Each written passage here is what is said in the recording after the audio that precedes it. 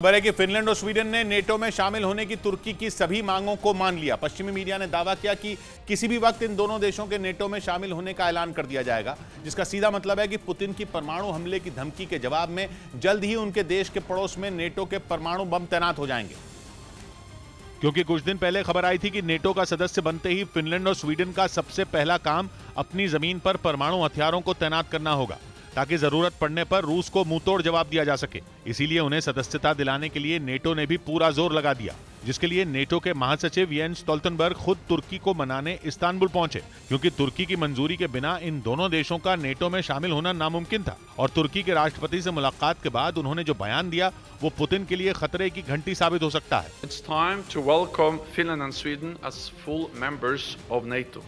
माना जा रहा है कि नेटो इन दोनों देशों के जरिए रूस की सुरक्षा को खोखला करने की प्लानिंग में जुटा है और फिनलैंड और स्वीडन को नेटो का सदस्य बनाकर रूस को उत्तर की तरफ से भी घेरने की तैयारी है।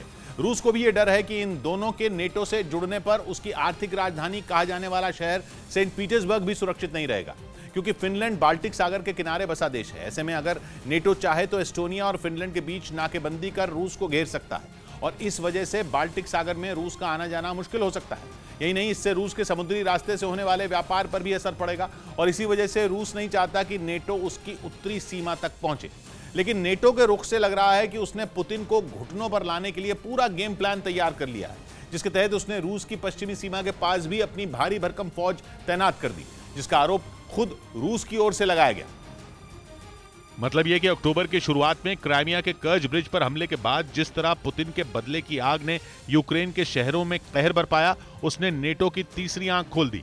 इसलिए अब तक हथियारों के जरिए यूक्रेन की मदद करने में जुटा नाटो अब सीधे तौर पर पुतिन के खिलाफ जंग में उतरने को बेताब दिख रहा है, जिसका सीधा मतलब होगा तीसरा विश्व युद्ध, क्योंकि नेटो के अपनी सीमा तक पहुंचने से पुतिन का गुस्सा पहले ही 7वें आसमान पर पहुंच चुका है। ऐसे में फिनलैंड और स्वीडन के नेटो में शामिल होने का ऐलान उनके इस गुस्से की आग में घी डालने का काम करेगा, जो पहले ही बेलारूस में पोलैंड की सीमा के पास दूसरे घातक हथियारों के साथ ही परमाणु बम दागने वाली अपनी सबसे खतरनाक किंजन मिसाइल तैनात कर चुका है।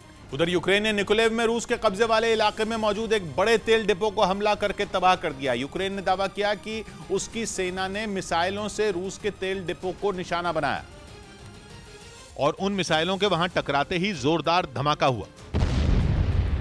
इसके बाद तो वहां आग का बवंडर उठने लगा। दूर दूर तक जहां भी नजर गई बस आग ही आग दिखाई दी। ऐसा लग रहा था मानो वहां कई किलोमीटर तक ज्वालामुखी का लावा बह रहा हो। तेल डिपो में लगी आग कितनी भीषण थी, इसका अंदाजा इस बात से लगाया जा सकता है कि कई घंटों तक धमाके होते दिखाई दिए।